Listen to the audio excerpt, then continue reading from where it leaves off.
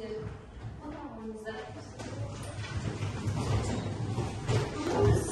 Мемлекеттік тілден қағаздар жүргізу пәнінен ашық сабағымызды бастаймыз. Алдымен біздің әр сабағымыз біздер үшін үлкен қуаныш. Қазақ халқы қуанышқа шашу шашқан. Олай болса, біз бүгінгі сабағымызды Абай атамыздың өлең жолдарынан шашу шашайық. Ақырын жүріп анықпас, еңбегің кетпес далаға. Ұстаздық еткен жалықпас, үйретуден балаға деп Абай атамыз айтқандай, сабағымызды осындай жақсы көңіл күймен бастайық. Алдымен сабағымызға жағымды жағдай жасау үшін көңіл күйді анықтау тренинг өткіземіз. Сіздердің назарларыңызда түрлі көңіл күйді білдіретін күлегештеріміз, күле қараптыр. Осының ішінен өздеріңізге ұнаған біреуін алып, біреуін таңдап, өздеріне жағымды жағдай орнатып, сабағымыздың сәтті жүруіне іштен бір өзімізге тілек білдірейік.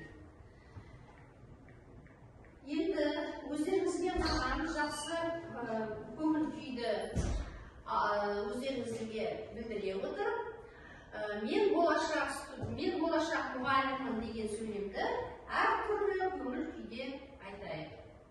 Бірінші, мақтанышпен, ойлы көзбен айтайық. Ал қай топ бірінші бастайды? Қуанышпен. Ал сіздер айтыңыздар. Оң жақта қуанышпен айтайық. Өздеріңізге қай көңіл күй ұнайды, сондай көңіл күймен. Бәріміз тұрамыз.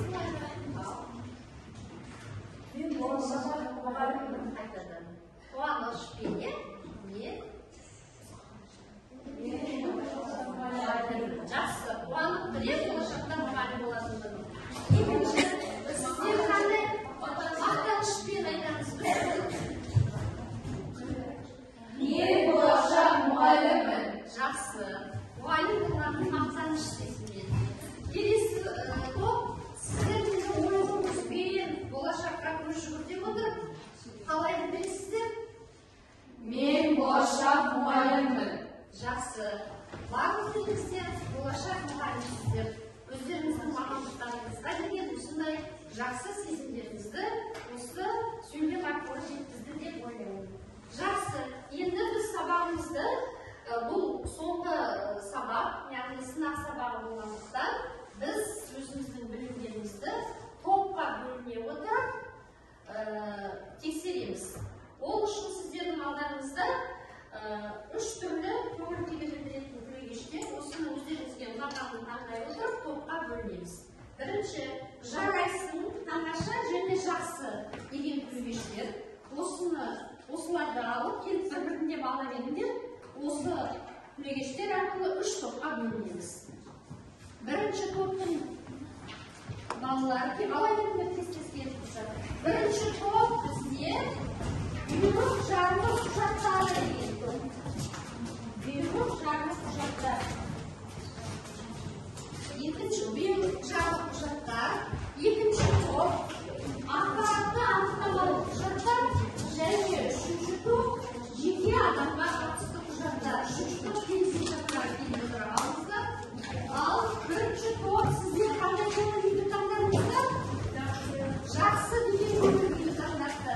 Екінші топ ақпаратты қандай? Үшінші топ тамаша. Олай болса сабағымызда да осындай жақсы көңіл күймен бастаймыз деп сенеміз. Ал сабақтың мақсатын таныстырып өтсек, бұл жаңағыда айтып кеттім, біздің соңғы сынақ сабақ, яғни осы курстан өтілген білімдерімізді бекітеміз. Яғни қаншалықты меңгерген білімдерімізді тексереміз және білімді практикамен ұштастыру мақсатында түрлі жұмыстар жүргізіледі. Алдымен біз ой қозғау стратегиясы бойынша біз осы пән нені оқытады? Бұл пәннен біз қандай тақырыптарды қарастырдық, осыған тоқталамыз. Яғни мемлекеттік тілде қағаздар жүргізу пәні бұл пәнде қандай пән екен? Соны айтып жүрсек, біз сендермен кәсіби сабағында айтқанбыз, яғни қазақ тілінің мемлекеттік тіл мәртебесін көтеру мақсатында осы пән орта және жоғары оқу орындарына арнайы курстар енгізілді деп айтады. Осы пәнде біз нені қарастырдық? Қандай мәселелерді қарастырдық? Айта беріңдер. Айта қоймасын. Biz mемлекеттік бизнес қағаздарды үйлестіру сабағында біз әртүрлі құжаттардың түрлерін меңгердік. Олардың қалай құрылуын, қалай қорғалатынын, қай жағдайда қолданылатынын меңгердік. Яғни сауатты оқуды меңгердік, құжат түрін меңгердік, тағы нені меңгердік. Айтасыңдар ма жұмдар? Осы пәнде Біз құжаттарды қазақ тілде қалай толтыру керегін үйрендік, яғни тілде қазақ тілін топтастыруды және құжаттарды қай кезде қандай уақытта пайдалану керектігін үйрендік. Жақсы. Тағы да сіздер Мемлекеттік тілдес қағаздарын жүргізу пәнінде осы пәннің мақсатымен танысып оларды қарастырдық. Және бұл пәннің өзге пәндермен қандай байланыста болатындығын жақсы. Рахмет. Сонымен қатар жаңағыда айтып кеттім, бұл мемлекеттік тілдес қағаздар жүргізуге өзі ақылды айтыпты. Олай болса біздің негізгі қарастыратынымыз қандай екен? Тіл туралы заң, тілдің несі, әлеуметтік қызметі осы жайында осы пәнде қарастырған болатынбыз. Жақсы. Олай болса ой түпкі деген кезеңде біз мынандай ойды жан-жақты талдасақ, яғни іс құжаттары қарым-қатынас жасаудың тәсілі деген ойды қалай түсінесіңдер? Неге біз іс құжаттарын қарым-қатынас жасаудың құралы, тәсілі деп айтамыз? Әркім өзінің ойын білдірсе, алтынай бірінші қолын көтеріп қойды, мен іс қағазды қарым-қатынасын естіген себебім өйткені көп жерлерде іс қағаздар керек болады. Мысалы, екі компания бір-бірімен жұмыс жасаған кезде оларға ең бірінші іс қағаздар арқылы жұмыс жасайды. Олар арқылы бір-бірлерімен олар қарым-қатынас жасап, болашақта бір не жасап шығаруы мүмкін. Серіктес болуы мүмкін. Жақсы. Яғни екі компания, жұмыс беруші компаниялардың арасында болады екен. Тағы да неге біз қарым-қатынас жасайтын құралы деп айтамыз, тәсілі дейміз? Мұнда сен айтып біз құжаттармен күнделікті өмірде кездесеміз ба? Қайда барасыз біз? Қай жерге барасыңдар? іс құжаттары бізге күнделікті өмірде керек болады. Түрлі справкаларды алады және де болашақ маман ретінде жұмысқа тұрғанда көптеген құжаттарды алу мақсатында біз іс қағаздарды білу арқылы өзімізге жете аламыз. Жақсы, бірімізбен қарым-қатынас жасаймыз. Сендер болашаққа барасыңдар, мектепке барғанда әртүрлі құжаттармен танысасыңдар. Яғни сынып журналы, мінездеме, анықтама, өтініш, өмірбаян, жұмысқа тұрғанда жасалатын осының бәрі іс құжаттары екен. Яғни біз осы іс құжаттары арқылы бір-бірімізбен қарым-қатынас жасайды екенбіз. Жақсы. Енді біз зерделі сұрақ дәлелді жауап деген кезеңге өтсек, бұл жерде мынандай сұрақтарға жауап берейік. Құжат дегеніміз не? Бұл сұрақтар, осындай сұрақтар болып, сұрақтарға яшықты таңдау арқылы жауап береміз. Және мен жаңа сіздерге ұмытып кеттім, әр топтың алдында бағалау парағы жатыр. Сол бағалау парағына осы әр кезеңдегі білімді бағалау оқуларымызды сұрайды. Ал бірінші қандай яшықты таңдаймыз, кім таңдайды? Әсел сен таңдайды? Әсел мамасын. 10-шы. Сұрағын қалай болады екен? Жат сөзінің мағынасы дейді. Жат сөзінің мағынасы. Жат сөзі тілден алынып еді өзі? Латын тілінен алынған. Ол нені білдіреді? Жаңа айтшы, қандай білдіреді? Құжат. Құжат тек әдебиетті заттауы сақтауға президенттің қуанымын білдіреді. Жақсы. Келесі жауабымыз дұрыс жалпы негізі дұрыс екен. Келесі сұрағымыз біздің құжат деректемелері дегеніміз не? Деректеме дегеніміз не екен? Деректеме немесе оны реквизит деп айтамыз.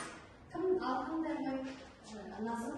Ол құжат деректемелері дегеніміз ол қандай да бір құжаттарда белгіленген ережелермен заңда бекітілген құжаттар. Яғни біз кез келген бір құжат жазған кезде, сол құжаттың әрбір бөлігі бұл деректеме деп аталады. Солай ғой, иә? Жақсы. Мысалы, өтінішті жазған кезде біз бірінші несін бастаймыз? Оң жақтан бастаймыз, иә? Одан кейін құжаттың атауы кетеді. Өтініште одан кейін мәтін жазылады. Мәтіннің астына қолы және датасы қойылады. Яғни құжаттың әрбір бөлігі, құрамдас бөлігі деректеме немесе реквизит деп аталады. Жақсы. Іс қағаздарын жүргізу дегенді қалай түсінеміз? Іс қағазын жүргізу дейді. Ал екінші топ айта ғой. Іс құжаттарын жүргізу дейді. Қалай түсінеді? Іс қағаздарын жүргізу оның мәтіндік құндылығын және де ол не жайлы айтылғанын құжаттардың ішінде өзінің қызметін барлығын таныстырады. Яғни іс қағаздар арқылы адамдар бір-бірімен қарым-қатынас жасайды және де іс қағаздар ол адамның өміріне қажетті құжаттар. Іс қағазы оқыған ретінде оқу орындарында оқытыла бастады. Басқару қызметіндегі негізгі бір сала болып саналады. Жақсы. Негізгі бір сала болып. Жақсы. Енді келесі сұрақ, құжат бланкісіне қандай талаптар қойылады? Яғни біз құжаттың не екенін білдік, құжаттың түрлерін білдік, іс қағаздарын жүргізу мен таныстық, енді құжаттың бланкілеріне қандай талап қойылады? Ал кім айта ғой? Құжат бланкісі ол ресми құжат, сәйкестендіру реквизиттері олар стандартты түрде құжат аяғына жазылады және де олар әртүрлі ақпараттармен жазылады. Жақсы. Яғни құжат бланкілеріне белгілі бір талаптар қойылады екен. Ол қандай форматта жазылады деді? A5 форматында жазылады. Одан кейін жиектері әр өзінің стандарт бойынша өлшемдері болады екен. Міне осы өлшемді сақтай отырып, тиісті құжаттарды жазу бізге талап етіледі екен. Жақсы. Құжат мәтіні дегеніміз не? Құжат мәтіні дейді ғой. Құжат мәтіні дегеніміз не? Ол да бағана айтып қойып, бұл да құжаттың бір құрамдас бөлігі деп айттық, иә? Құжат мәтінінде не жазамыз? Жанерке, не жазамыз? Құжат мәтінінде. Ол жаңа құжат мәтін дегеніміз, ол кесте арқылы істелінетін арнайы бланкі деп болады, кестеде. Немесе ол адамның өз еркінше жазылады, еркін формада дейді ғой. Мысалы, сендер көбінесе жазатындар не? Түсініктеме өтініш жазасыңдар, иә?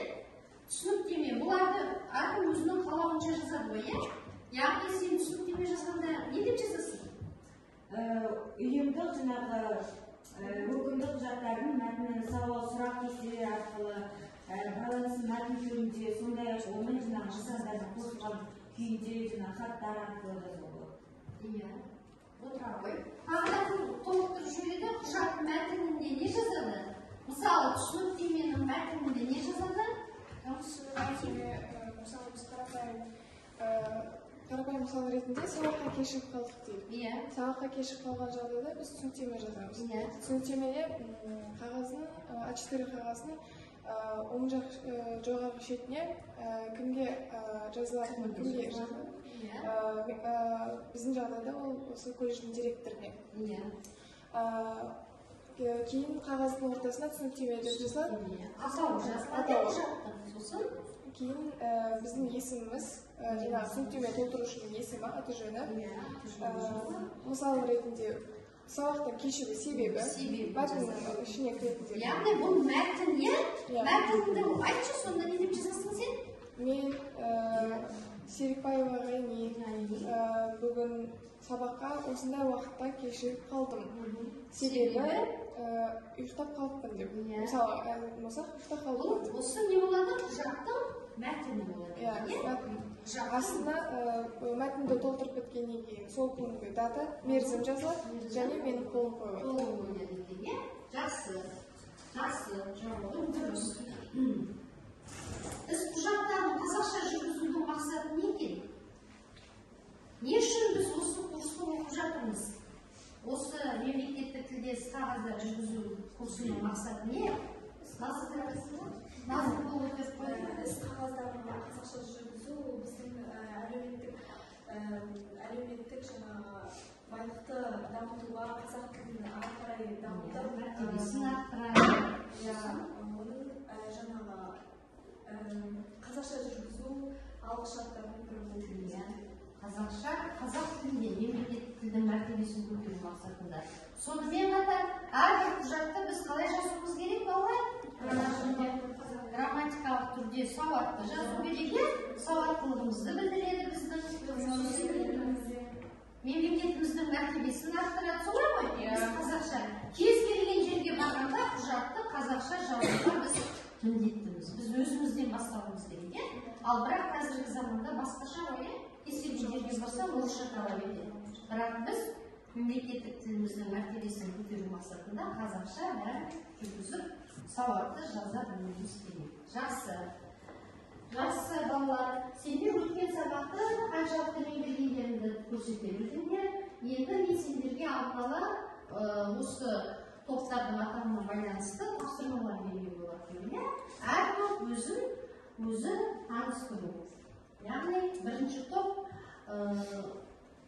бұйрық жабық құжаттар. Бұл кісілер өздерін таныстырады.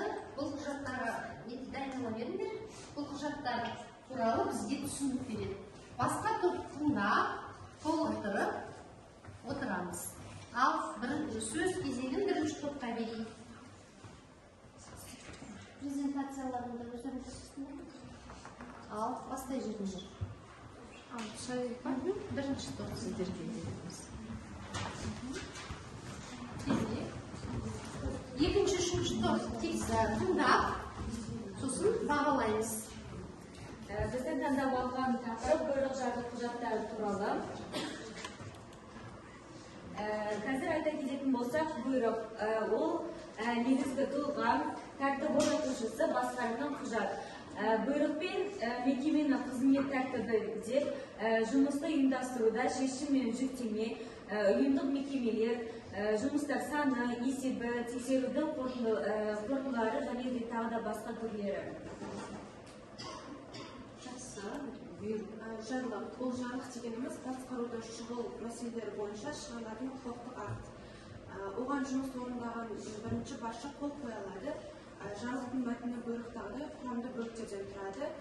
Оның мазмұны толық, дәл және анық көрсетілуі керек. Мазмұнына қарай бұйрық екі түрге бөлінеді. Біріншісі негізгі қызмет бойынша бұйрықтар, екіншісі жеке қызметкерлер бойынша бұйрықтар. Бұйрық жобасының дайындығына келесі сатыда жатады. Сұрақтың мәтініне қарау, осы сұрақ бойынша басылған заңды шығару актілерімен және басқа құжаттармен танысу. Және де құжаттың мәтінін дайындау, мәтіннің жұмысындегі және де бұйрыққа қол қою. Кәсіпорынның маңындағы қызметі бұйрық жабық құжаттары арқылы әдеттегі басқарылып отырады. Бұйрық беру құқығына әдетте бірінші басшы, несиені реттеуші, әкімшілік басшысы ие. Кәсіпорын директоры мен оның орынбасарлары құрылымдық бөліміне жетекшілері нұсқау жауаптар бере алады.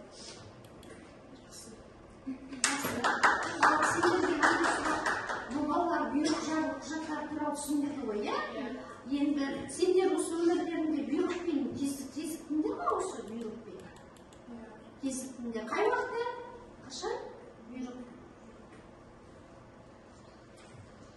Жаңағы мысалы олимпиадаға қатысқанда директор бұйрық береді, осы күні осы оқушыны босатып береді деген дұрыс айтасың. Жарыстарға қатысқанда және де сендер оқуға алғаш түскенде не шықты, не шығарды? Бұйрық шығарылды, иә?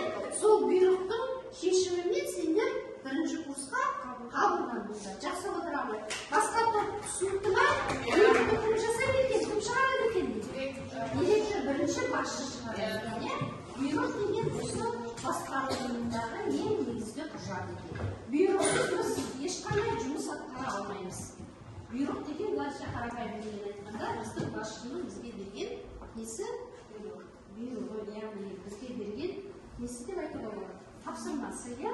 Біз бұйрықты орындауымыз керек екен. Жақсы. Ал бірінші топтың балалары бағаласақ қалай бағалаймыз? Көрсетіндігін қандай? Тамаша ма қандай? Екінші топ? Жарайсың дейді. Жақсы. Келесі, енді біз екінші топқа берейік, сөз кезегін. Ақпараттық анықтамалы құжаттар. Бұл қандай құжаттар екен? Бұл құжаттар біздің өмірімізде қандай рөл атқарады екен? Осы жайында біз екінші топтың балаларын тыңдаймыз. Ал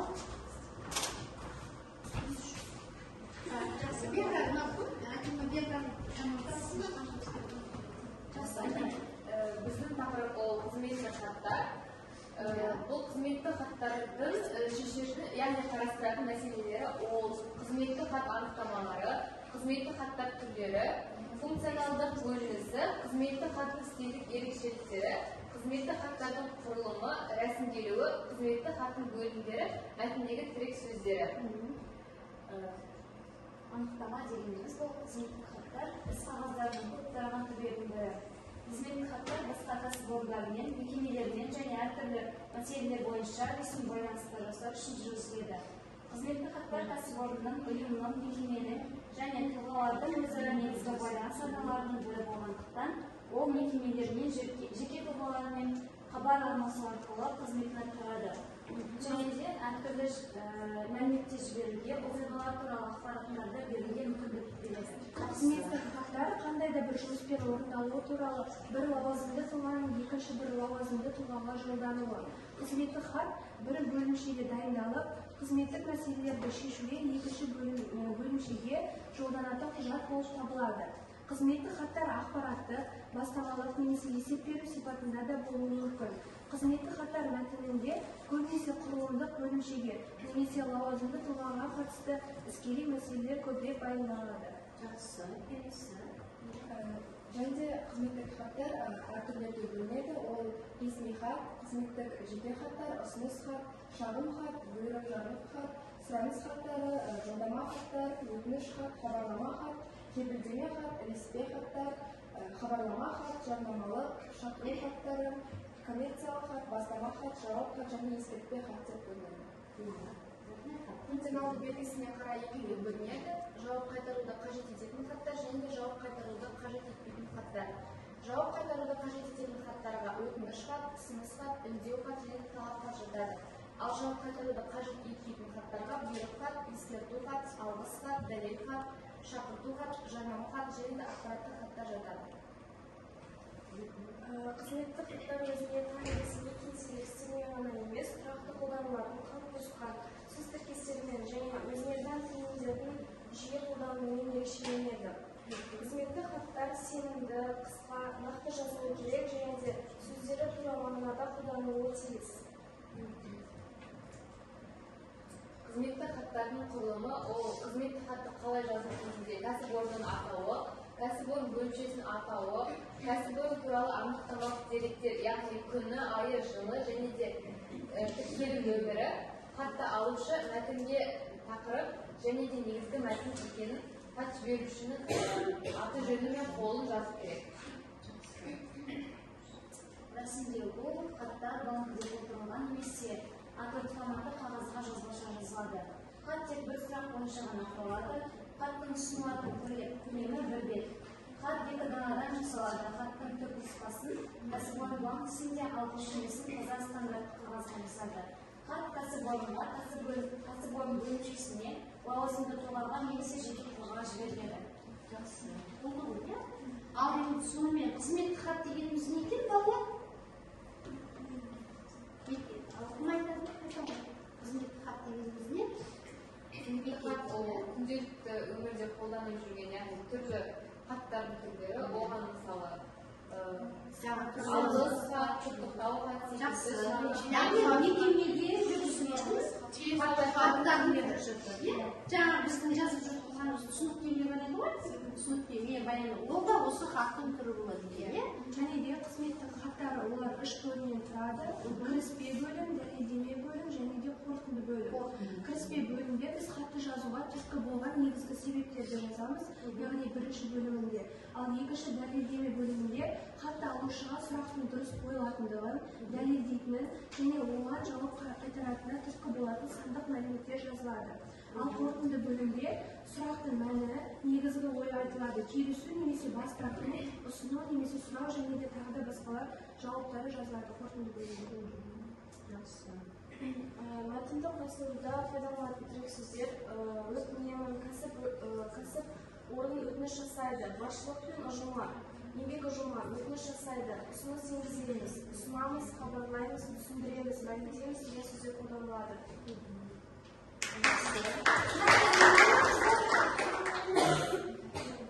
Сұрақ жоқ па? Жақсы.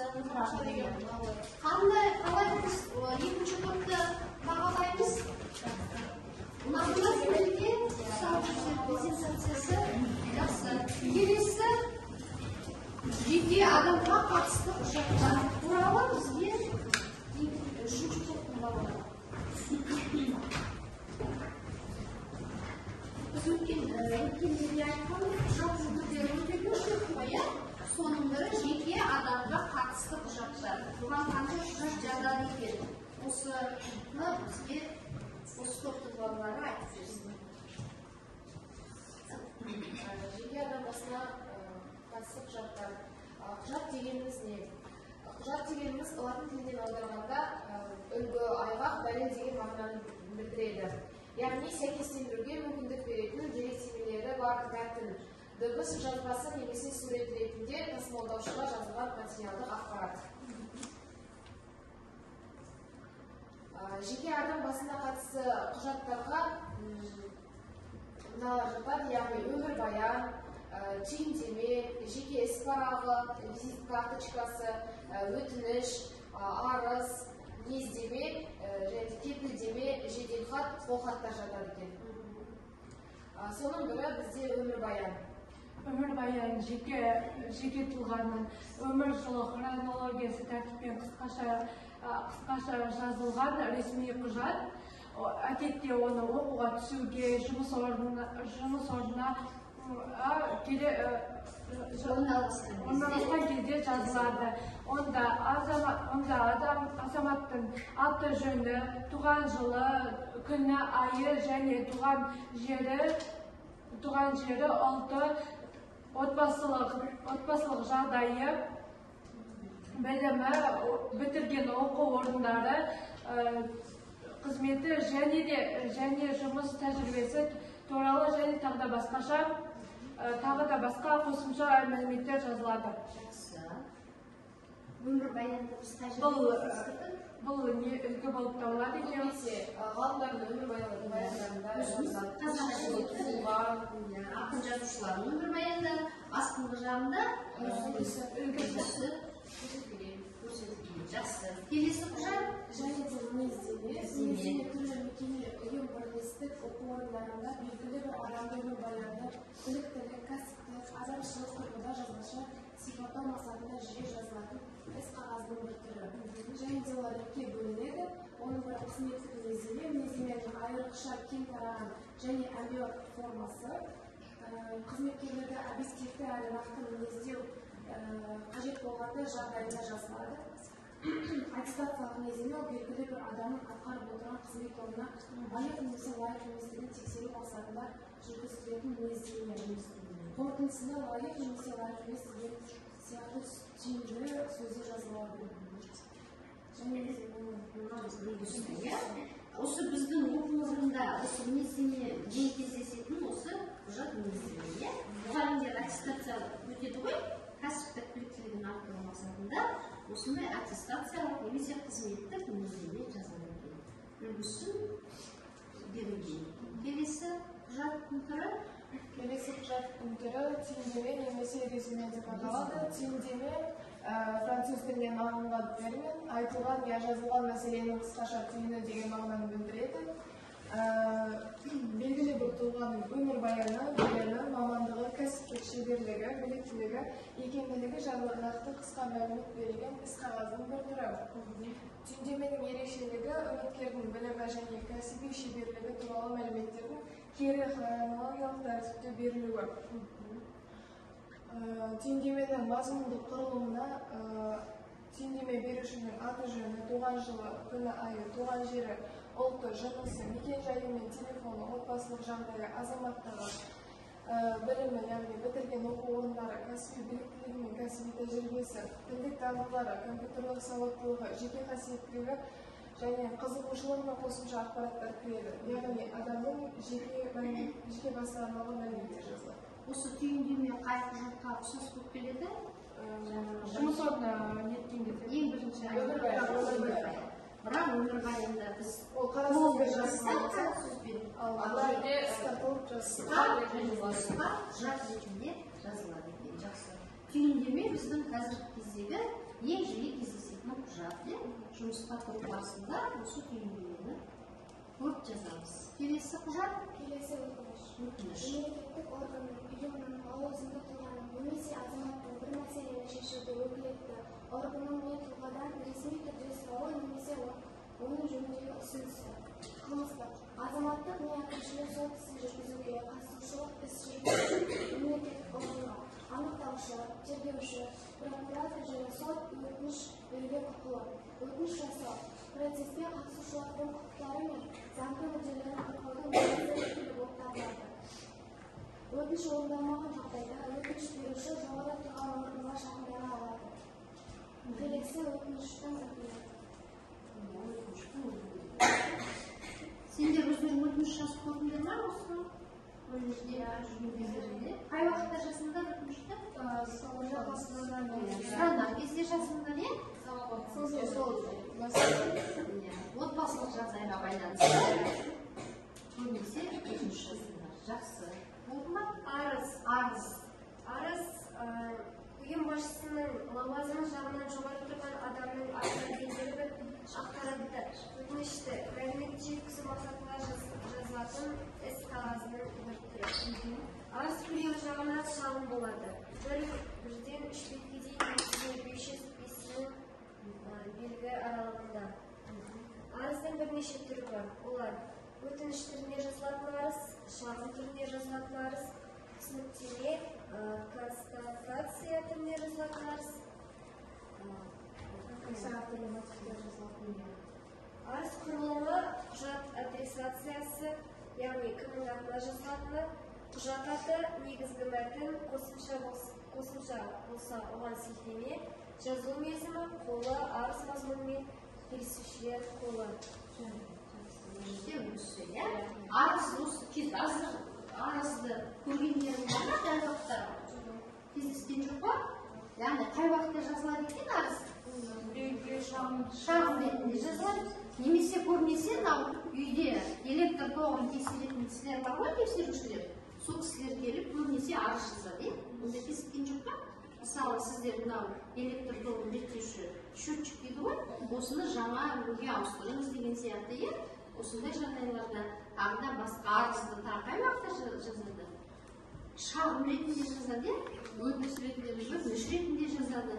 Мысалы, өзінің үстінен шағым айтқан кезде арыз жазылады екен. Жақсы, да біздің өмірімізде кездесетін құжат болып табылады. Келесі құжаттардың бірі ол қолхат. Қолхат белгілі бір құндылықтардың құжат, мүлік, зат, ақша алынғаннан куәландыратын және оны белгілі бір мерзімде қайтарып беретіндігін міндеттеп көрсететін ресми құжаттың бір түрі. Қолхат дейді. Қолхат орысша не деп айтады? Расписка дейді, расписка дейді. Қолхатты қай уақытта жазады дейді? Қолхатта мысалға алатын болсақ, доверенность сияқты. Біреуден қарызға алған кезде, сен қолхат жазасың. Біреуге расписка дейді ғой. Егер қолхат жазбаса, ол адам мойындамай кетеді. Комиссия жалдап тұрған кезде қолданылады. Иә, үйді жалдаған кезде сол үй иесіне жазады. қолхаттың үлгісі Қолхат осылай жазылады. парақшасында қолымен қолы жазылады. Визит карточкасы дегеніміз жеке тұлғаның қызмет орны, аты жөні, байланыс мәліметтері қысқаша жазылған, ресми қатынас мәдениетімен лайықталған, белгілі бір пішінде рәсімделген іс-қағаздың бір түрі. Визит карточкасы іс-қағаз құжаттарында өте керек іс-қағаз және визит карточканың басты мақсаты ол таныстыру болып табылады. Визит карточкаларын көргендерің бар ма? Мүмкін сендер визит карточкасы арқылы біреумен хабарласқан шығарсыңдар, иә? Визит карточкалары осындай формадан болады. Визит карточканың құрылымы логотиптен, аты жөні, яғни тегі үлкен әріппен жазылады, тегі ресми атқаратын қызметі, ғылыми дәрежесі мен әскери атағы, жұмыс орнының толық атауы, мекен-жайы және де байланыс телефоны, емайл, факс болып табылады. Мысалы, егер өзің жазсаң, өзің визиткаңды жазсаң, бұдан ішінде қарапайымдау болады. Аты жөні, телефон номері, факс номері, болды ма? Жеке адамға қатысты құжаттардың түрімен таныстыңдар ма? Сіздар қандай түрлері бар екен? Айтып жүріңдер. Өтініш, қолхат бар екен сендер, визит карточкасы, арыз, резюме, бұл жеке адамға қатысты құжаттар екен. Осылардың бәрін сендер жақсы білуің керек. Енді үшінші топтың балаларының ұсынған презентациясы ұнады ма? Не көрсетіп жатсыңдар? Екінші топ жарайсыңдар және шын жүректен деген өзінің ерсізді тұрады. Бірінші топ жақсы және де шын жүректен жақсы отыра қойды. Ал енді мен сендермен осы жұмысты жазу барысында мынандай кері байланыс жасағым келіп тұр. Сендер осы тапсырмаларды орындауда қандай қиындықтар туды? Осы бүгінгі алдын ала берілген тапсырманы жасауда қиындықтар болды ма сендерде? Есесіз ба? Сендер қалай айтасыңдар бірінші топ?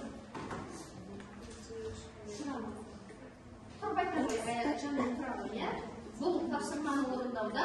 Бұл тапсырманы орындауда біз ешқандай қиындық туындаған жоқпыз, себебі бұл ақпараттың барлығы интернетте бар, қолжетімді, кез келген адам пайдалана алады. Және өздерін көріп біліп жүрсіңдер, қиындық кездеспепті екен. Ал сендерге үшінші топтың балалары кезікті ма қиындық? Қандай жағдайда? Біздің топқа берілген тапсырма бойынша ешқандай қиындық болған жоқ, себебі жаңа қолжетімді, тәжірибелі. Жалғыз күнделікті өмірде өтінішінен бөлек сабақта өте тақырыптар болғандықтан қиналған жоқсыңдар, жақсы онда. Ал енді онда сендерге бұл тақырыпта осындай қиындықтар кездеспесе, сендермен бір мынандай ой сермеп ойын жүрейік, суреттерді сөйлетейік. Біз сендермен бағанадан айтып жатырмыз, біздің өмірімізде құжат ең маңызды, және біздің өмірімізде құжатсыз өмірімізді елестете алмаймыз ғой, қай жерге барсақ та алдымызда құжаттар кездеседі. Олай болса, ой сергек кезеңінде мынандай суреттерді сөйлетейік. Яғни біздің өмірімізде қандай құжаттар жиі кездеседі екен? Туу туралы, яғни адам дүниеге келген сәттен бастап құжат. Екінші, қол көтеріп орнымыздан тез тұрып айтайық, балалар. Оны не деп айтамыз? Жеке адам. Ол 16 жаста туған кезде беріледі. Жеке басын куәландыру. Одан басқа тағы қандай құжаттар кездеседі екен өмірімізде? Кім айта қойшы сен жаңа тез-тез? Мектепті бітіргенде сендерге жаңағы орта білім алған уақыттағы сол кезде бітірген кезде берген аттестат. Аламыз, колледжді оқу орнын бітірген кезде аламыз, аламыз, қызыл диплом алуға тілектеспесе, қызыл диплом болсын, көк диплом болсын, әйтеуір жақсы бір білікті маман болып шықса, ол бізге аз болады, өмірімізге. Аға еңбекке араласқан кезде қандай құжат? Жұмысқа тұрған кезде тұрады, қандай құжат аламыз десеңіз? Еңбек тапсырысы деген Еңбек тапсырысы. адамның жеке Еңбек жолының бастауы осы еңбек кітапшасында жазылды екен. Трудовая книжка дейді. Яғни сендерге бұдан басқа да көп құжат бар, бірақ біз күнде өзімізге кездесіп, көріп, ұстап жүрген құжат түрлерін көріп отырмыз. Жақсы. Енді біз сендермен құжаттарды топтастыру деген тақырыпты өткен болатынбыз. Құжатты топтастыру дегеніміз не балалар?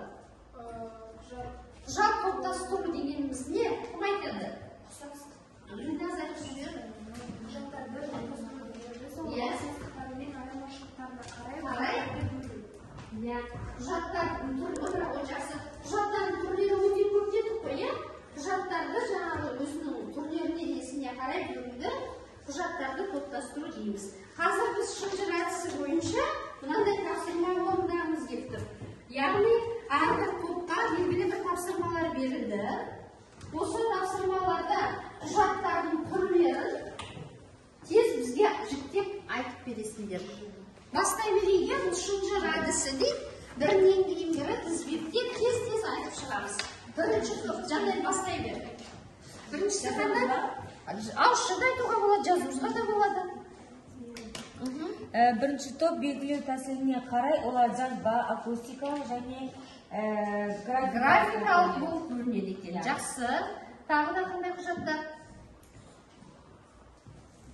Екінші топ сенде қандай құжаттардың түрлері? Бізде жариялық дәрежесіне қарай қандай құжаттар? сақталу күшіне қарай, сақталу сатысына қарай және сақталу мерзіміне Сақталу мерзіміне қарай. Жақсы. Тағы сендерде қандай құжаттар? Несіне қараймыздар? Түріне қарай дейді. түріне қарай типтік, үлгілік, жекелік, қалыпты болып Типтік, үлгілік, ал толтыру орнына ішкі және сыртқы болып ішкі және сыртқы. Ішкі құжаттар және сыртқы құжаттар деген басқа мекемеден немесе жоғарғы мекемелерде не келетін құжаттар. Тағы қандай құжаттар сендерде? Мазмұнына қарай ұйымдық, қаржы және жабдықтау болып бөлінеді. Иә, жақсы. Одан кейін Атауына қарай өтініш, бұйрық және де хаттама болып бөлінеді. хаттама. Келесі сендерде қандай құжаттар? Бәрін айтып тастадық па? орындалу мерзімі бойынша жедел және жедел емес, Иә. шығу стиліне қарай қызметтік және ресми болып Ресми болып бөлінеді екен. Жақсы. Яғни құжаттар өзінің ұқсастықтары мен айырмашылықтарына қарай осындай бірнеше түрі бар екен. Иә? Мысалы, біз сендер осы колледжде 4 жыл оқисыңдар ғой. 4 жыл оқығаннан кейін не аласыңдар? Диплом аласыңдар. Сол дипломдарының көшірмесі сақталып қалады. Иә? Бұл ұзақ мерзімде сақталады.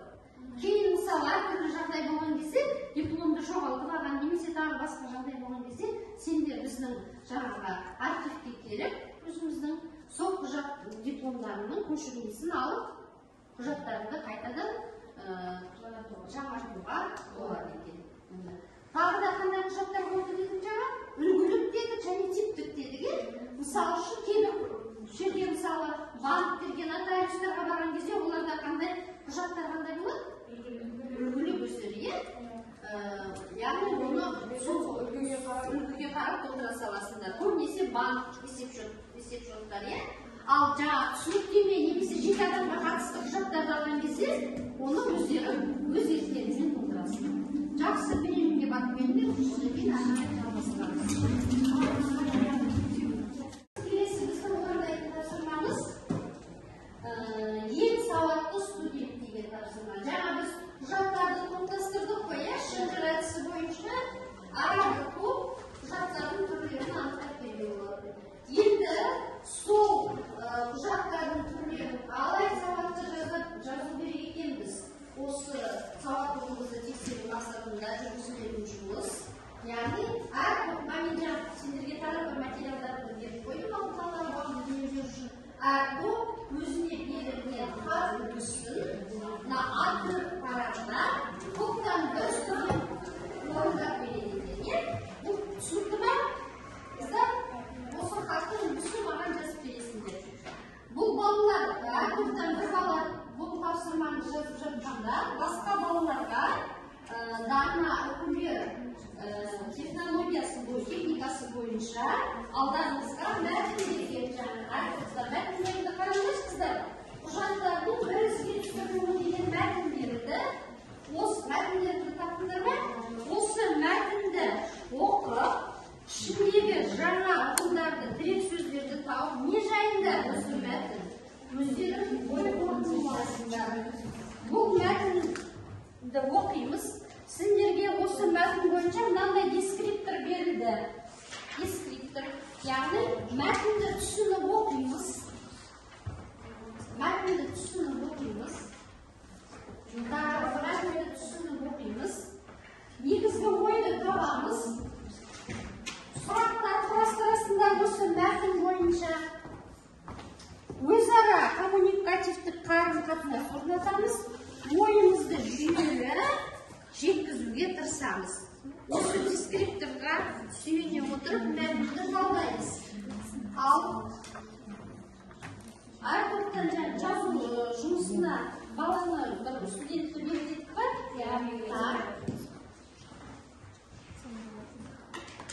Мәтінді алдымен оқиге балалар. Кім бастайды? Бірінші топ бастасыншы. Мәтінді оқи ғой. Мәтінді оқы. Жоқ, сендер жұмыстарыңызды жасай беріңдер. Мәтінді біз қарастыра берейік. Сендер жаңағы әр топқа бердің ғой хаттың түрін. Асықпай сол хатты жаза беріңдер. Сендерге бір 4 минут уақыт беріледі. Сендер жаңа хат үлгісін құрастырғанша біз мәтінді талдай береміз. Ал Жанерке, сен баста мәтінді. Құжаттардың бір іздік түсірілуі. Бізге іздік түсіруге құжаттардың асаулары, формалары, құжаттың процедуралары, құжат айналымын ұйымдастыру мен олардың сақтау жатады. Құжаттардың жүйелісін орталық атқару органдары жүзеге асырады. Құжаттардың жүйелі нәтижесі құжаттамалардың құжаттары бойынша жұмыс жүргізу әдістері мен ережелерінің бір ізгі түсірілген жүйесі болып табылады. Жақсы, ары қарай кім жалғастыра ғой? Құжаттардың бір ізге түсірілген жүйелерін тиісті орталық атқару органдары әзірлейді және ол мемлекеттік стандарт түрінде рәсімделеді. Бір ізге түсірілген құжаттама жүйелерінің мемлекеттік тіркелімдерін стандарттау жөнінде өкілетті орган жүргізеді. Стандарттау нақты бір немесе ықтимал міндеттерге қатысты жаппай және көп мәрте пайдалану үшін белгілі бір салада ережелерді қол жеткізуге бағытталған қызмет. Қазақстан Республикасының стандарттау туралы заңының 1-ші бабында белгіленгендей, стандарт мүдделі тараптардың келісімі негізінде әзірленген және қызметтің әр түрінде немесе олардың нәтижелеріне қатысты жаппай және көп мәрте пайдалану үшін ережелер, жалпы принциптер мен сипаттамалармен берілетін құжат. Жақсы, ары сендер оқи қойыңдар. Құжаттарды бір жүйеге енгізуге қолданылатын құжаттар. Қазақстан Республикасының 1991 жылғы 21 маусымдағы нөмірі 213-1 нормативтік құқықтық актілер туралы заңына толықтырулар мен өзгертулер туралы 2002 жылы 3-60 шығарма болады. Қазақстан Республикасының 1999 жылғы 16 шілдедегі стандарттау туралы заңы тұрғылықты ережелер Қазақстан Республикасы мәдениет, ақпарат және қоғамдық келісім министрлігі жарғанша құжаттаманы басқару жөніндегі комитетінің 2003 жылғы 29 сәуірдегі нөмір 33 бұйрығымен бекітілген болады. Жақсы. Яғни бұл мәтінді біз оқыдық, түсініп оқыды деп ойлаймын, және дескрипторды қараймыз. Енді негізгі ойды табамыз, сұрақтар қайсында? Және бір-бірлермен осы мәтін бойынша қарым-қатынас жасаймыз.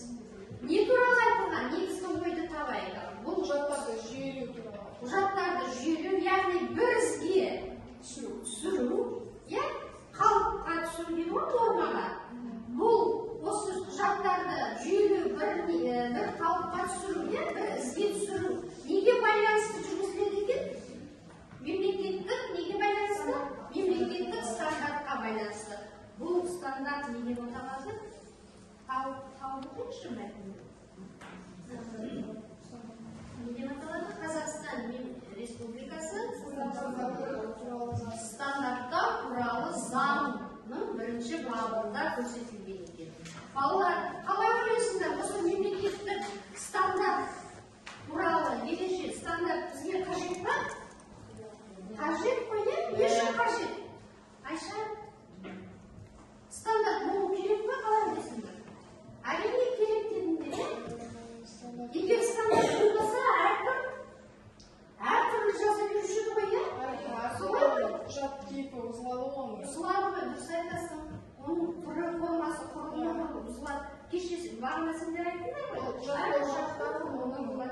Құжат болғандықтан оның үшін негізгі құрылымы дұрыс болу Дұрыс болу керек. Бір қалыпта сақтау керек, ауытқу болмау керек. Сондықтан мемлекеттік стандарт бізге осы ережені нақтылап берген екен. Тағы не туралы айтылған бұл мәтінде?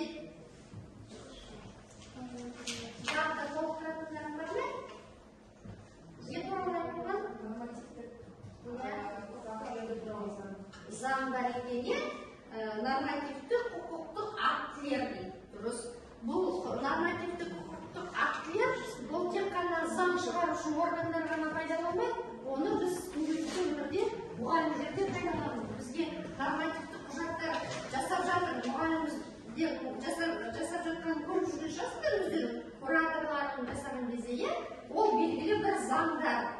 Біз осы заңның негізінде қарастырады екенбіз. Жақсы, біз негізгі ойды таптық. Енді сұрақ қарастырып жүріңдерші. Ескіліктерді бізге не қарастырып еді? Сұрақтар қарастырып жүріңдер. Ал, қандай сұрақ? Кімнің сұрағы? Қайраттардың сұрақтар қайрайды ма?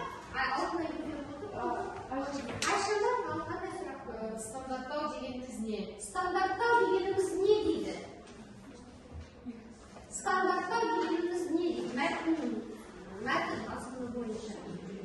Стандарттау дегеніміз не? Кім жауап береді? Қайрат? Мәтінге байланысты. Осы мәтіннің ішінде. Ал қалтырақ дауысын шығарады. Стандарттау дегеніміз ол нақты бар немесе ықтимал мемлекетке қатысты жаппай және көп мәрте пайдалану үшін белгілі бір салада ережелерге қол жеткізуге бағытталатын қызмет. Яғни қарапайым тілмен айтқанда не екен? Белгілі бір ережеге қол жеткізу үшін қолданылады. Жақсы қызмет. Ал қандай сұрақ қоясыздар? Қазақстан Республикасының стандарттар туралы заңы қай жылы қабылданды? Қай жылы қабылданды дейді? Мемлекеттік стандарттау заңы. Ал немен айта ғой? 1999 жылы 16 шілдеде стандарттау заңы қабылданды. Стандарттау дұрыс па?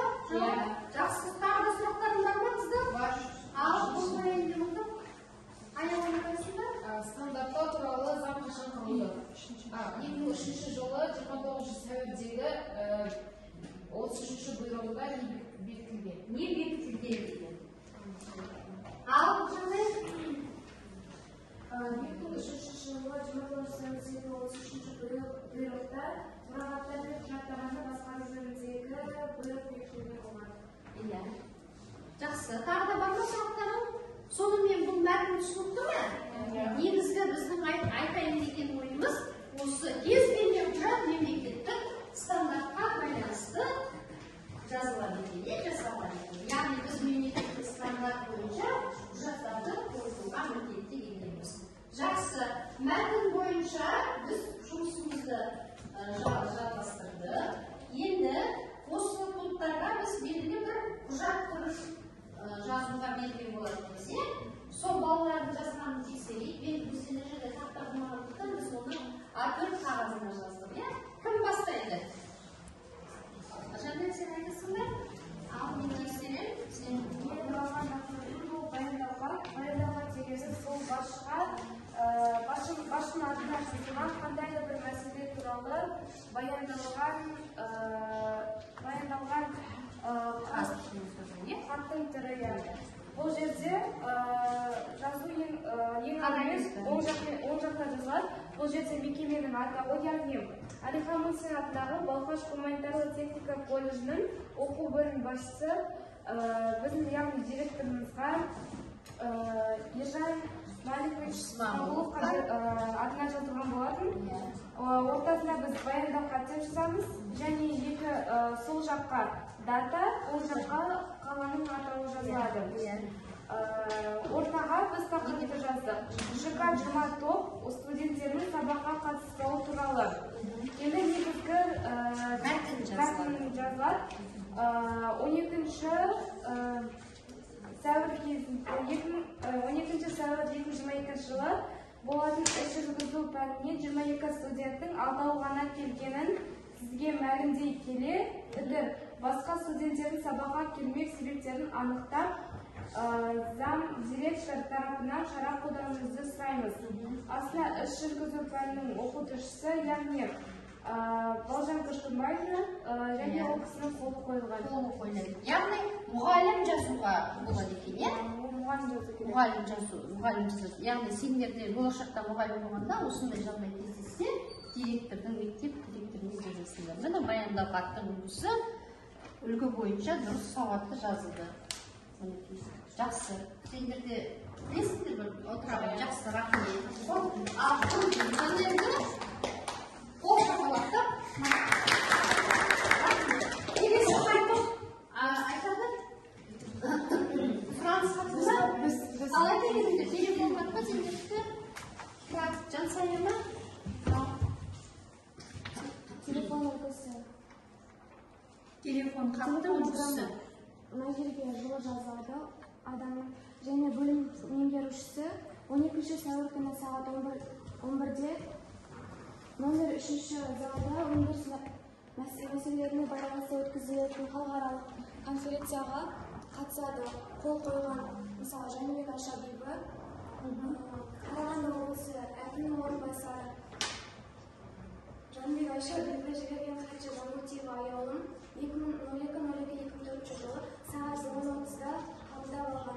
Хатшы Смағұлова Алтынай 25-19 телефон номері. Екінші телефонограмма 2004 жылы тұрғын үй және өзінің телефонограммасы және 12 сәуір күні сағат 10:30-да және түскі 15:30-ға дейін белгілі бір график бойынша жалпы сөндірісіне байланысты осы мәліметтерді және графикті қоса тұрғындарға жеткізеді. Қол қойған Смағұлова Алтынай қала энергетик бөлімінің бастығы Білген хатшы Мамырбекова телефон 25-19 Телефон хат үлгісі. Телефон хаттың қалай өшіңіз? Факс деметіңіз бі? Телефон факс телефон хатты. Телефонограмма деметеді. Телефонограмма деметеді. Немесе қазіргі ғылым мен техниканың дамуына байланысты факспен жіберді деген естідіңдер ме? Иә. Яғни факспен жібереді. Мысалы, мына жерде кім?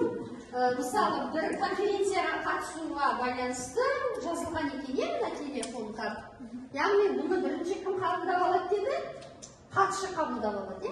Қай уақытта уақытысын, күнін, сағатына дейін жазып қояды. Одан кейін оның өзінің дәптеріне тіркейді. Сөйтеді де бұл хатты басшыға береді. Басшы оны оқиды да, мысалы, бөлім меңгерушісі, мысалы, Жақуповаға немесе жаңағы тәрбие меңгерушісі, тәрбиесі орынбасары Сиырбаева, Зейнеп Ахметбаеваға деп ана жерге қол қояды. Сосын оны жаңағы тиісті адам алғаннан кейін ары қарай сол баланы жаңағы жарысқа немесе басқа да конференцияға сол сұраған жеріне жіберуге бұйрық шығарады. Басшымыз. Түсінікті ғой, иә, телефон хат деген. Келесі түрі қандай? Сұраныс хат дейді. Сұраныс хатты бағанада айтып жатырмыз. Ол не үшін жазылады сұраныс хат? Сұраныс хат, яғни бұл белгілі бір мекеме басшысына студенттер немесе жұмысшының жазылатын сұранысы. Бұл жерде біз оң жақ шетіне, мысалы, біздің колледжімізға жазылса, Алихан Мусин атындағы гуманитарлы техникалық колледжінің директоры Ержан Маликович Смағұловқа ішқа 29 студенті Исанғали Гүлназдар деп жазылады. Және ортасына сұраныс хат деп, мен Исанғали Гүлназ 4-ші айдың 10-шы күні Қарағанды қаласына әдебиет пәнінен облыстық олимпиадаға жіберуіңізді сұраймын деп жазылады. Және де парақтың шеткі жағына ішқа 29 студент Исанғали Гүлназ деп өзінің қолы қойылады. Жарайды, жақсы. Жақсы. Енді сендерге мынандай тапсырма. Яғни біздің ВГТК сайтына кіріп, сол сайттан колледждің ішкі тәртібінің ережесін тауып, сол ережеде біздің студенттерге қатысты не айтылған, соны тезірек тауып, өз сөздерімен айтып беріңдер. Яғни ережеде балалар белгілі бір құжаттың түрі екен, әрбір мекеменің өзінің ережесі болады. Мысалы, мектептің де өзінің бір ережесі болады, колледждің де өзінің бір ережесі болады екен. Біздің колледждің директоры Ержан Маликовичтің жаңағы ішкі тәртіп ережесімен таныстырыңдар, бірінші курсқа келген кезде. Бұл ережеде не туралы айтты? Сайтты ашылып тұрма, сендеріңізді өз сөздеріңмен айта беріңдер. Бірінші студенттердің міндеті не? Bu ниет. Айтасыңдар? Не істеу керек деп жазылған ол жерде. Сендер кураторларын таныстырып қол қойды ғой, айтасыңдар? Не істеу керек? Бірінші студенттің Ең бірінші осы кірген уақытында жіберіске билет болып қажет. Студенттік билет болу. Сосын кейін жаңағы не болу керек дейді? Студенттер өзінің киімін Дұрыс. Ұстану керек. Яғни сыртқы келбеттері студентке сай болу керек, жаңағы классикалық үлгіде киіну керек, шаш қалай жинақтау керек, өзін-өзі ұстау. Осы біздің ережеде көрсетілген бе? Көрсетілген. Тағы да не айтылған? Бірінші топта не айтылған? Сабаққа қатысу туралы айтылды ма? Айтылды. Не істеңдер дейді ол жерде? Орысша жазылған екен, қазақша ба? Орысша болса да, оны да не істеңдер ғой? Не істеу керек? сабақ 8-9-дағы басталғандықтан жаңағы оқушы ол жерде дұрыс, ертерек келу керек. Тағы да не істеу керек? Төбелес бірдеңе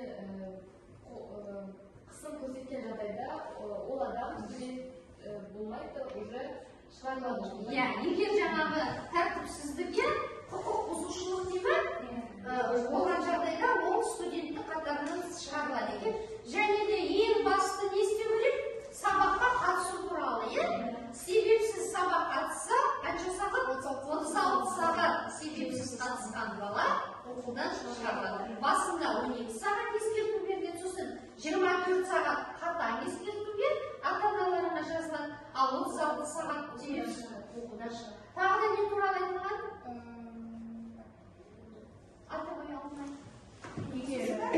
Егер колледждің ішінде или кіреберістерінде егер ол жерде шеккен кезде, мұзылаған кезде және де түкірген кезде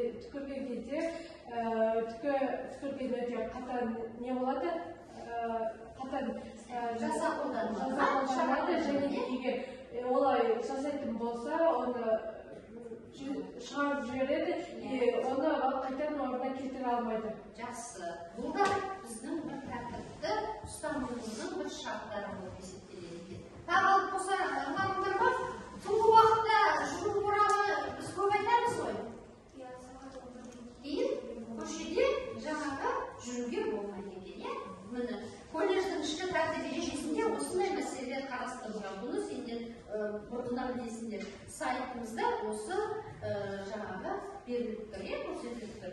Жақсы. Сонымен негізгі айтайын дегенім, яғни осы колледждің ішкі тәртіп ережесін дұрыс сақтап, дұрыс жүріп, жаңа болашақта колледжді жақсы аяқтап, білікті бір маман болып шығады деген сенімді сендерге екен. Жақсы. Енді осы жұмыс бойынша екі жұмыс бір тілек әдісі бойынша қалай біз бір-бірімізді бағалаймыз? Тамаша.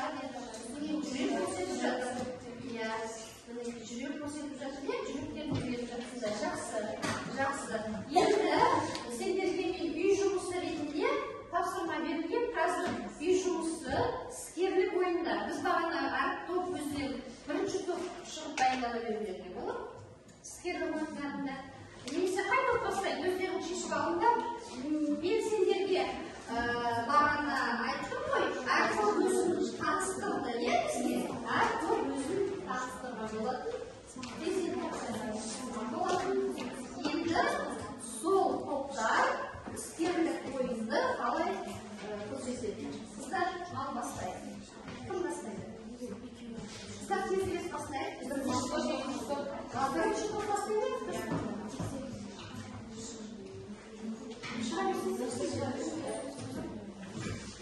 Қандай шыға беріңдер. Ал сендердің көрсететін ойындары қандай? Қазір сендер басқа топтың балалары қарап, іскерлік ойынды, бұл құжаттың қай түрі екенін міне осыны анықтап тұрсыңдар.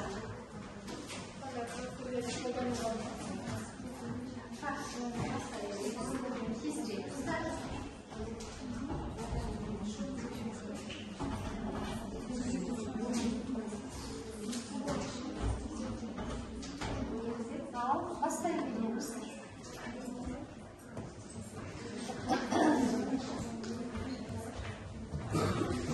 Бізде ол емханадан сабақтан босатылу жайлы Жақсы. Емханаға денсаулығына байланысты студент ауырып қалмайды, емханаға келіп отыр екен. Біз әркімге 2-3 қана минуттан уақыт бергенбіз, сол уақытта қатал қарайды. Ал.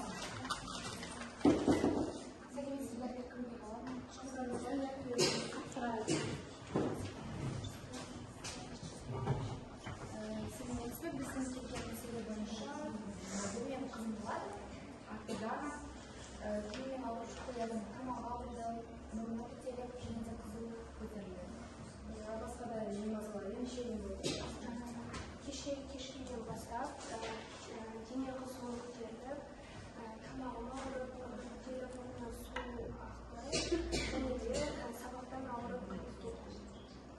Неше күн болды ауырмағаныңызға? Ат жөніңіз кім?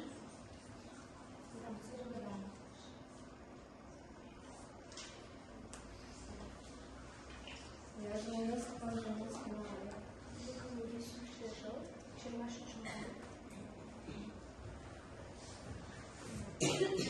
Күніне 3 сағат сайын протеин езіп тамағыңызды шайнайсыз, және де ацикловир күніне 3 рет ішесіз, және де мен сізге справка жазып бердім. Анықтама жазып жатыр, иә?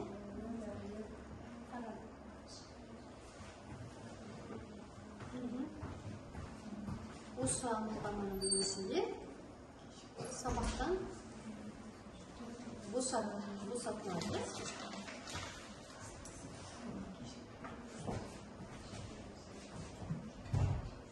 Яғни сабақтан егер ауырып қалған жағдайда міндетті түрде не істеу керек екен? Дәрігерге барып, қабылдауында болып, анықтама алып келу керек екен. Анықтамасыз сабақ босатуға болмайды дегенді айтқысы келіп отыр екен. Не бұл топ? Болды ғой демек балалар?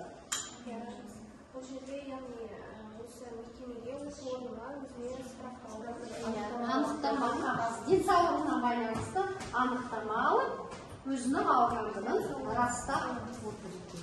Жақсы. Анықтаманы көрсетті. Үшінші топтың көрсететіні қандай? Мінездеме? Резюме. Яғни жеке адамға қатысты құжаттар. Біз айттық қой, ертең оқу бітіріп жұмысқа барған кезде кездесетін құжат, ең негізгі жиі кездесетін құжат, осыларды бізге екінші, үшінші топтың балалары көрсетеді.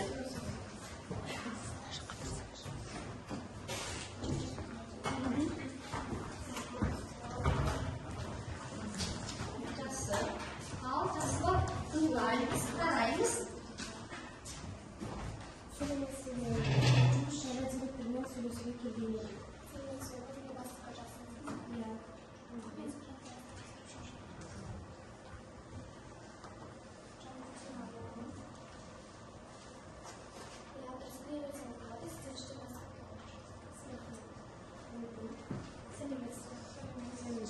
баяулым, сізбен жұмыс жайлы жолығып кетейін деген. Сізге отырсаңыз болады. Аяулым, сіз өткен қай жерде жұмыс істеп едіңіз? Мен Алматы қаласында номер 17 жылы комитетінде геология мұғалімі жұмыс істеймін. Ол жақта несіңіз жұмыс айлықтың кеш бөлмесі деген. Сіздің резюмеңіз болады?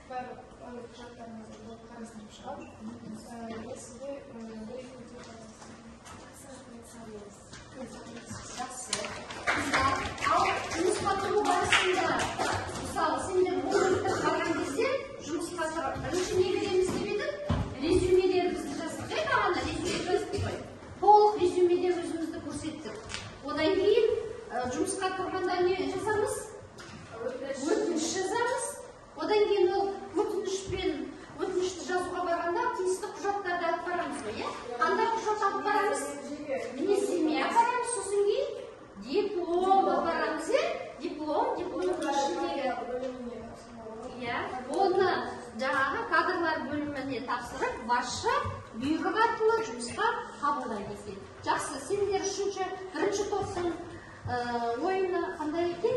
Ойынын тамашалайық. Тезірек бастаймыз. Фото беріңдер.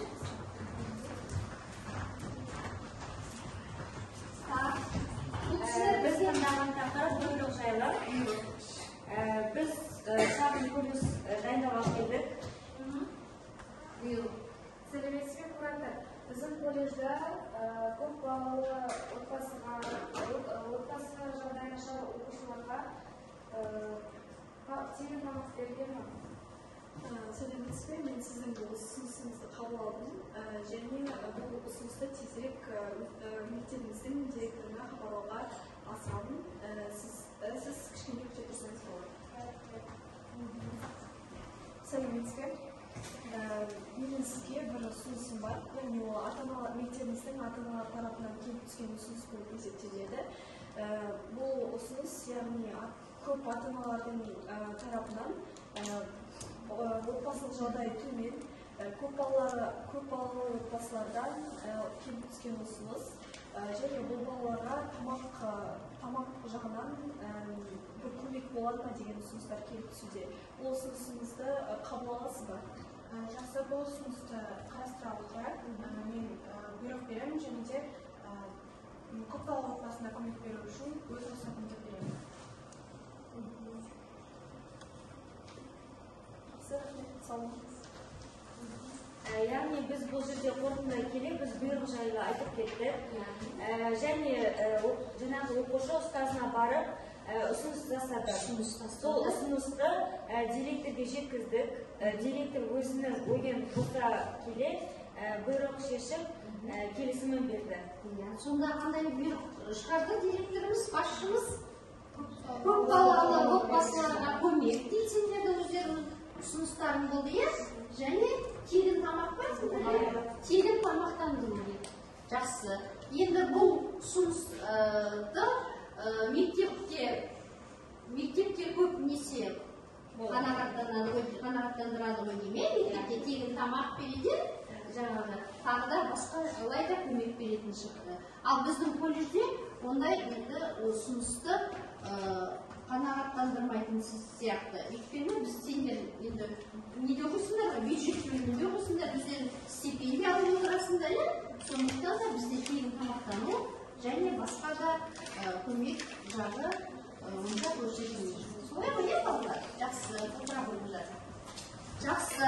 Сендер өздеріңнің білімдеріңді осы іскерлік ойындар арқылы көрсеттіңдер.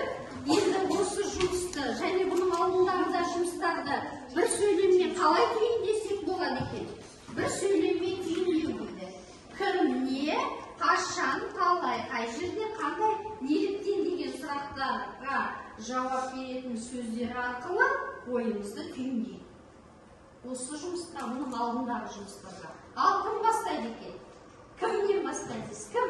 Біз. Қайдан айтасың ба? Біз. Қайда? Қайда тұрмыз? Сабақта. Ал тез жинақтай ойымызды. Ал қайтып тез осы бір сөйлеммен түйіндей алады екен. Мен сендерге бағыт бердім. Өз жылдың соңында мемлекеттік тіл сабағында отырмыз. Иә, мемлекеттік тіл. Бұрынғы өткен тақырыптарымызды Иә, тағы да қандай айтасыңдар? Жақсы, сендер қалай айтасыңдар? Айта қойайшы.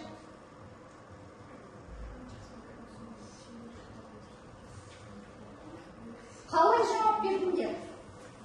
Қалай өтті бүгінгі сабақ? Айтады. Бұл сабақ өте Құралай қайт біз бұл сабақта өте көп нәрсені үйреніп, өте қызықты өтті. Жақсы. Қанша неліктен дегенге жауап бере аламыз ба?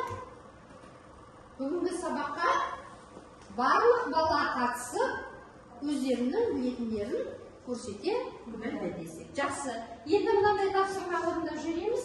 Екі жақты күнделік дейді балалар. Мен сендерге жаңа әр топқа мынандай хат үлгісін беремін. Сол хат үлгісі бойынша сендер осы хатты құрастырасыңдар. Бірінші топ алғыс хат, екінші топ маған қандай хат сендерді? Үшінші топқа хабарландыру берем. Осы хатты тез маған құрастырып жібереді. Ауызша құрастыруға болады екен. Яғни бұл жерде қағаздардың қолына жатасыңдар, дискриптары, қоңылығын анықтайсыңдар, өз пікірлеріңді айтасыңдар.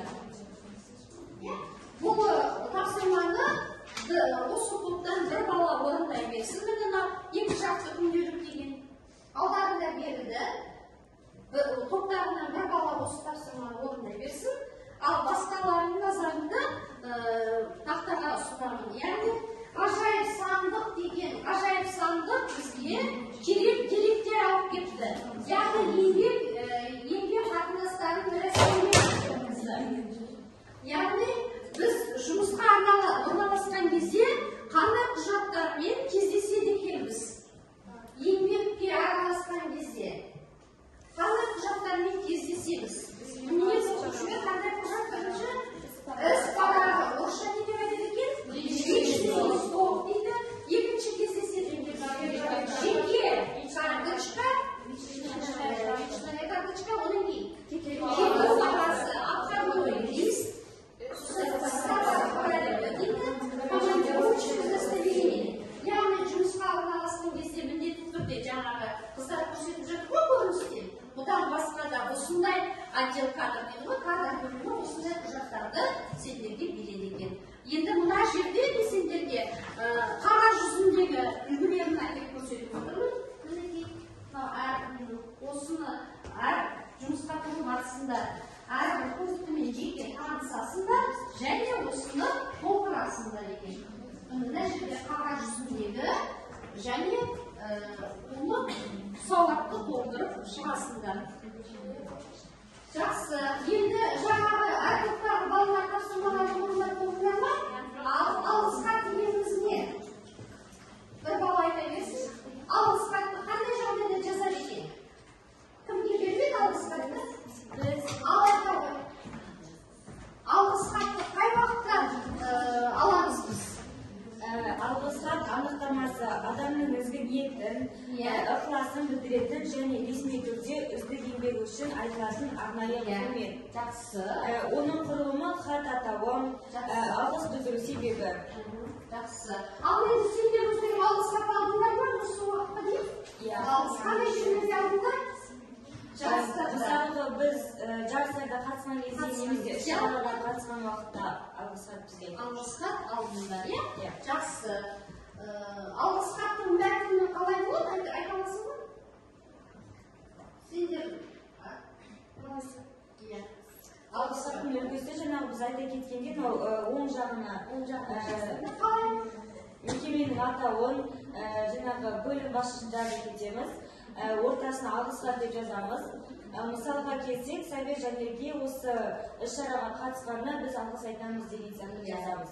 Астына датасын және нәйдек болып жазамыз. Басшы қойы. Мысалы, колледжде жүруші курстар арасында өткен көңізі старттармен, мысалы, іс-шарасында көзге түскен, мысалы, ШК 29-да болды, бірінші орын мен марапатталады деп алғыс және лаймыз деп айтады, жақсы. Келесі хабарландыру дейді. Қай уақытта жасаңыз хабарландыру? Хабарландырудың анықтамасы. Деген туралы хабарлау мақсатында газетіне не болмаса журналға басылған немесе бір жерге ілініп қойылатын мәтін. Хабарландырудың бөлімші Сабан концертке шақыру. Осы жексенбіде колледждің акт залында ақынларға арналған концерт өтеді. Кіру тегін, басталу сағат 3:30-да.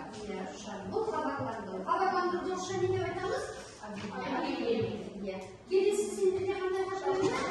Құттықтау хат. Құттықтау хат. Жазып көріңдер ме? Кімді құттықтадыңдар? Өздеріңді құттықтадыңдар, е? Анықтамасы ресми ұйымдар мен мекемелерді және лауазымды адамдарды қатысқан жағдайларда атаулы ресми құттықтау түрінде жазылып жолданады. Үлгісін айтайын ба? Үлгісі құттықтау хат. Қазақстан Республикасы мемлекеттік сыйлықтың иегері филология ғылымдарының докторы Халил Қайрат Халилұлына. Қадірлі Қайрат Халилұлы, Абылайхан атындағы Қазақ халықаралық қатынастар және әлем тілдері университеті ұжымы атынан сізді 70 жылдық мерейтойыңызбен құттықтаймыз. Ізгі ниеттен қазақ филологиясы кішілері бастама жұмыс. Құттықтау хат осылай болады. Ресми түрде басшыны жаңағы мерейтоймен құттықтайды. Немесе бір наурыз мерекесі болса, мысалы біз БТК колледжі, басқа колледжді, немесе бізді басқа ұйымдар ұйымдап жататыны құттықтау хат деп айтады. Жақсы. Енді балалар бізде грек беті деген кері байланыс жасау формасында екі бетін толтырайық. Ауызша толтырамыз. Яғни бүгінгі сабақ бойынша кері байланыс, яғни жақсы, қызықты, өзіме алдым кедергілер деген төрт бізге тапсырма беріп тұр. Осыны қалай біз аяқтаймыз осы ойды? Осы бүгінгі жалпы бағана сабағымыздың басынан қазірге дейін өтілген кезеңдерді осы тілек бетіне толтырайық. Жақсы. Не жақсы болды? Аз айтады. Сабағымыз өте жақсы өтті. Тағы да жақсы. Не жақсы болды? Қызықты. Жақсы болды. Тағы да жақсы болды. Не? Не жақсы болды? Тағы да кезінде ме басқа бала? Топпен жұмыс жақсы болды. Тағы да не жақсы болды? Бізде топпен жұмысқа бөлінген кезде әртүрлі жаңағы хаттардың үлгілерін жасап, олардың құрылысын зерттедік. Қызықты болған не?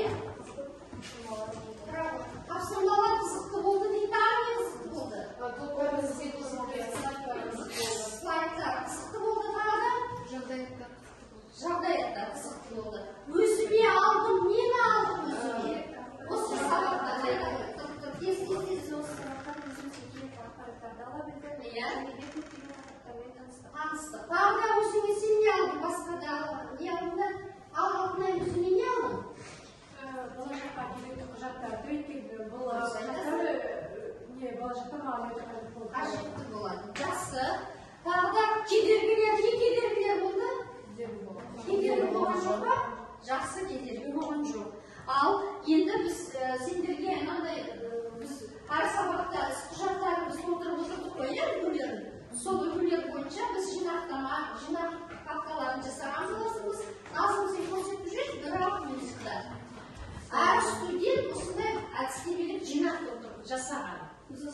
барысында әртүрлі құжаттардың түрлеріне біз осындай құжаттардың жинақтар жасаған болатынбыз.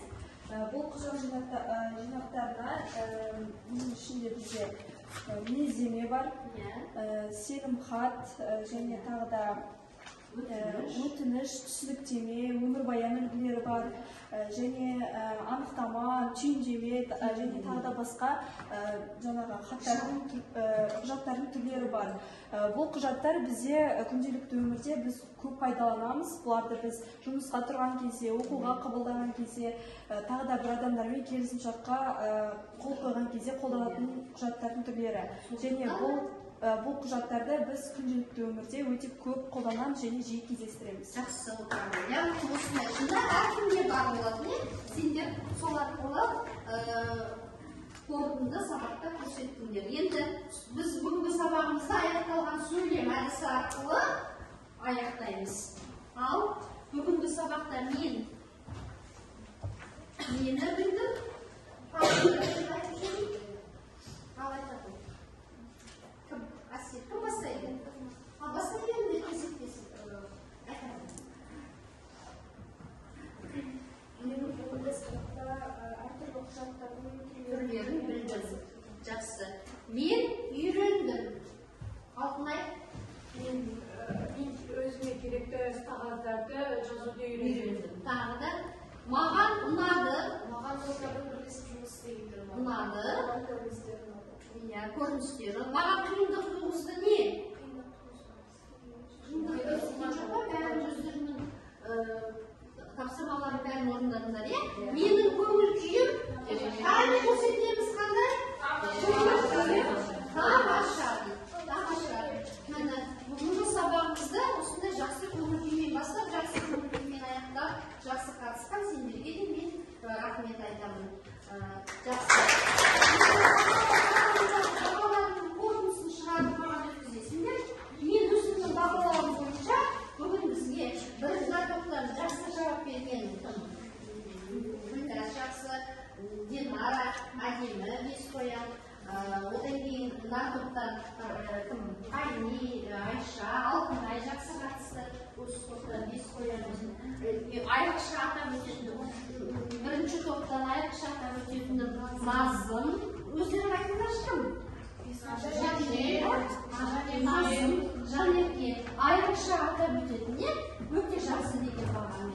Ал басқа да балалар, әртүрлі жұмыстарға қатысқан балаларды да атап өтсем, бұл жақта Әсел, Асылай, Аяжан,